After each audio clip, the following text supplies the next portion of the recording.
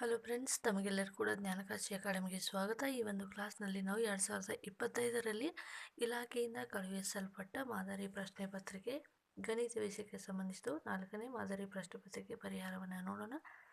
ಅದಕ್ಕೂ ಮುಂಚೆ ಈ ಚಾನಲ್ಗೆ ನೀವೇನಾದರೂ ಹೊಸಬರಾಗಿದ್ದರೆ ದಯವಿಟ್ಟು ನಮ್ಮ ಚಾನಲ್ಗೆ ಸಬ್ಸ್ಕ್ರೈಬ್ ಮಾಡ್ಕೊಳ್ಳಿ ಮತ್ತು ಈ ಹಿಂದಿನ ಮಾದರಿ ಪ್ರಶ್ನೆ ಪತ್ರಿಕೆಗಳ ಸೊಲ್ಯೂಷನ್ಗಳನ್ನು ಕೂಡ ನಮ್ಮ ಚಾನಲಲ್ಲಿ ಅವೈಲೇಬಲ್ ಇದೆ. ಚಾನಲ್ನ ಪ್ಲೇಲಿಸ್ಟಲ್ಲಿ ಹೋಗಿ ನೀವು ಅವುಗಳನ್ನು ಕೂಡ ಚೆಕ್ ಮಾಡಿ ನೋಡ್ಬೋದು. ಮೊದಲನೇ ಪ್ರಶ್ನೆ, ಈ ಕೆಳಗಿನವುಗಳಲ್ಲಿ ಭಾಗಲಬ್ಧ ಸಂಖ್ಯೆ ಯಾವುದು ಅಂತ ಕೇಳ್ತಾ ಇದ್ದಾರೆ. √3, √5, √7 ಇವು ಅಭಾಗಲಬ್ಧ ಸಂಖ್ಯೆಗಳು. √4 ಮಾತ್ರ ಏನಾಗಿದೆ, ಭಾಗಲಬ್ಧ ಸಂಖ್ಯೆಯಾಗಿದೆ. ಎರಡನೇ ಪ್ರಶ್ನೆ, ಚಿತ್ರದಲ್ಲಿ y = p(x) ನ ನಕ್ಷೆಯನ್ನು ಕೊಡಲಾಗಿದೆ. ಈ ನಕ್ಷೆ p(x) ನ ಶೂನ್ಯತೆಗಳು ಎಷ್ಟು? ಈ ಒಂದು ಗ್ರಾಫ್ ಏನಿದೆ, ಎಕ್ಸ್ ಅಕ್ಷದ ಮೇಲೆ ಯಾವುದೇ ಒಂದು ಛೇದಕ ಬಿಂದು ಇಲ್ಲ. ಹಾಗಾಗಿ ಇಲ್ಲಿ ಶೂನ್ಯತೆಗಳು ಏನಾಗಿರ್ತವಪ್ಪ ಅಂದರೆ 0 ಆಗಿರುತ್ತವೆ.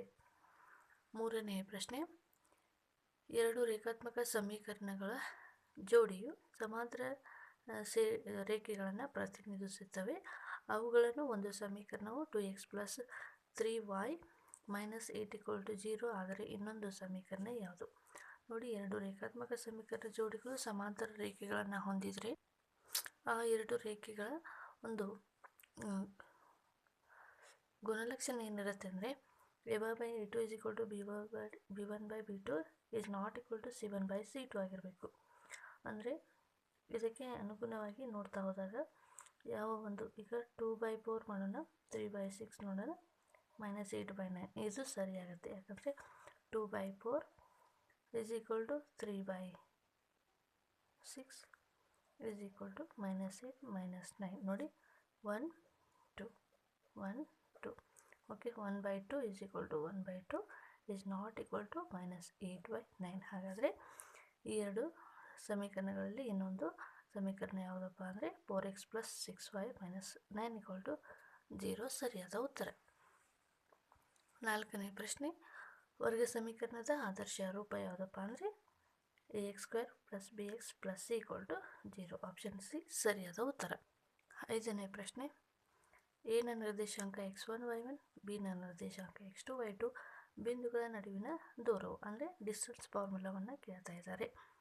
ಇಲ್ಲಿ ಡಿಸ್ಟೆನ್ಸ್ ಫಾರ್ಮುಲಾ ಯಾವುದಾಗುತ್ತೆ, x2 - x1² + y2 - y1². Option A ಇಲ್ಲಿ ಸರಿಯಾದ ಉತ್ತರ.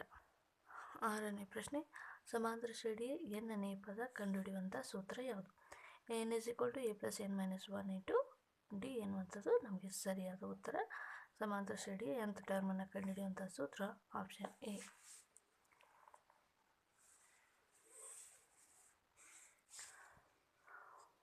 ಏಳನೇ ಪ್ರಶ್ನೆ, ಹಂತ ವಿಚಲನ ವಿಧಾನದಿಂದ ದತ್ತಾಂಶಗಳ ಸರಾಸರಿಯನ್ನು ಕಂಡುಹಿಡಿಯುವಂತಹ ಸೂತ್ರ ಯಾವುದು ಅಂತ ಇದೆ. ಸೊ ಇಲ್ಲಿ ಹಂತ ವಿಚಲನ ವಿಧಾನದಿಂದ ಸರಾಸರಿಯನ್ನು ಕಂಡುಹಿಡಿಯುವಂಥ ಸೂತ್ರ ಆಪ್ಷನ್ ಬಿ ಇಲ್ಲಿ ಸರಿಯಾದ ಉತ್ತರ ಆಗಿರುತ್ತೆ. ಎಂಟನೇ ಪ್ರಶ್ನೆ, ತ್ರಿಭುಜ ABC ಸರ್ವಸಮ ತ್ರಿಭುಜ DEF ಆದಾಗ ಕೆಳಗಿನವುಗಳಲ್ಲಿ ಸರಿಯಾದ ಸಂಬಂಧ ಯಾವುದು ಅಂತ ಕೇಳ್ತಾ ಇದ್ದಾರೆ. ಸೊ ಆಪ್ಷನ್ಗಳು ಈ ರೀತಿಯಾಗಿದ್ದಾವೆ.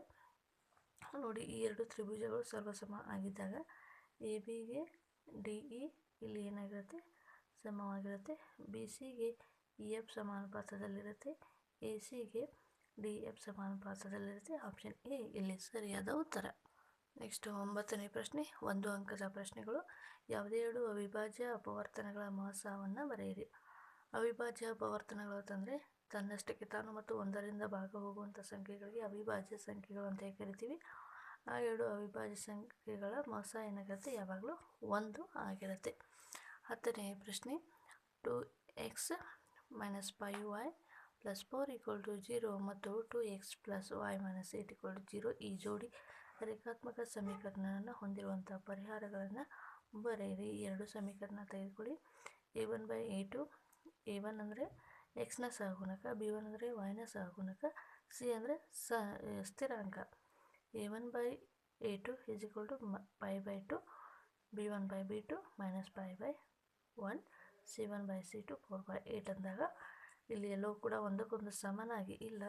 ಈ ಎರಡು ರೇಖೆಗಳು ಏನಾಗಿರ್ತಾವಪ್ಪ ಅಂದರೆ ಒಂದಕ್ಕೊಂದು ಸಮಾನವಾಗಿ ಇಲ್ಲದೇ ಇರೋದ್ರಿಂದ ಛೇದಿಸುವ ರೇಖೆಗಳು ಆಗಿರೋದ್ರಿಂದ ಇಲ್ಲಿ ಎಷ್ಟಾಗಿರುತ್ತೆ, 2 ರೇಖೆಗಳು ಛೇದಿಸ್ತಾ ಇದ್ದರೆ ಆ 2 ರೇಖೆಗಳಿಗೆ ಒಂದೇ ಒಂದು ಪರಿಹಾರ ಇರುತ್ತೆ, ಛೇದಕ ಬಿಂದು ಈ 2 ರೇಖೆಗಳ ಪರಿಹಾರ ಆಗಿರುತ್ತೆ.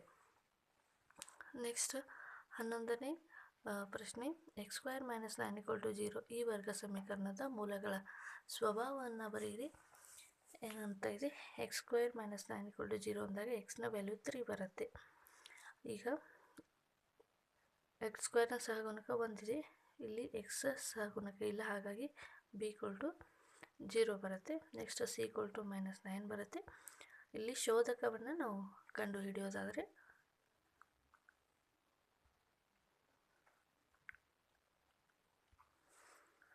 ಡೆಲ್ಟಾ = b² - 4ac, b ಅಂದರೆ ಏನಿದೆ 0². ನೆಕ್ಸ್ಟ್ -4 × 1 × -9 ಅಂದಾಗ ಡೆಲ್ಟಾ = 36 ಬರ್ತಾ ಇದೆ.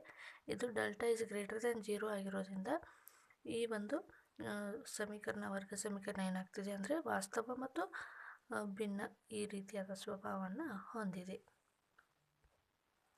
13ನೇ ಪ್ರಶ್ನೆ, a ನ ನಿರ್ದೇಶಾಂಕ 5, 4, b ನ ನಿರ್ದೇಶಾಂಕ 1, 4 ಈ ಬಿಂದುಗಳನ್ನು ಸೇರಿಸುವ ರೇಖಾಖಂಡದ ಮಧ್ಯಬಿಂದುವಿನ ನಿರ್ದೇಶಾಂಕವನ್ನು ಕಂಡುಹಿಡಿಯಿರಿ. ಈಗ a ಮತ್ತು b ಗಳ ಮಧ್ಯಬಿಂದುವನ್ನು ಕಂಡುಹಿಡಬೇಕು. ಮಧ್ಯಬಿಂದು ಸೂತ್ರವನ್ನು ಇಲ್ಲಿ ಅಪ್ಲೈ ಮಾಡಿ. x2 ಅಂದರೆ 4 ಇದೆ, x1 ಅಂದರೆ 5 ಇದೆ, y2 ಅಂದರೆ 4 ಇದೆ, y1 ಅಂದರೆ 4 ಇದೆ, /2 ಅಂದಾಗ ಈ ಒಂದು ಮಧ್ಯಬಿಂದು ಎಷ್ಟು ಬರುತ್ತೆ ಅಂದರೆ 3 ಮತ್ತು 4 ಅಂತ ನಿರ್ದೇಶಾಂಕ ಬರುತ್ತೆ. ನೆಕ್ಸ್ಟ್ 14ನೇ ಪ್ರಶ್ನೆ, sin² = 90 ಇದರ ಬೆಲೆಯನ್ನು ಕಂಡುಹಿಡಿಯಿರಿ. ಈಗ sin 90 ಅಂದರೆ 1 ಆಗಿರುತ್ತೆ, 1² ಅಂದರೆ ಅದು 1 ಆಗಿ ಬರುತ್ತೆ. 15ನೇ ಪ್ರಶ್ನೆ, ಸಂಭವನೀಯತೆಗೆ ಸಂಬಂಧಿಸಿದಂತೆ E ಎಂಬುದು ಒಂದು ಘಟನೆಯಾದರೆ P(e) + P(e bar) ನ ಬೆಲೆಯನ್ನು ಕಂಡುಹಿಡಿಯಿರಿ. ಅಸಂಭವ ಘಟನೆ ಮತ್ತು ಸಂಭವಿಸುವಂತಹ ಘಟನೆಗಳು ಯಾವಾಗಲೂ 1ಗೆ ಸಮಾನವಾಗಿರುತ್ತದೆ.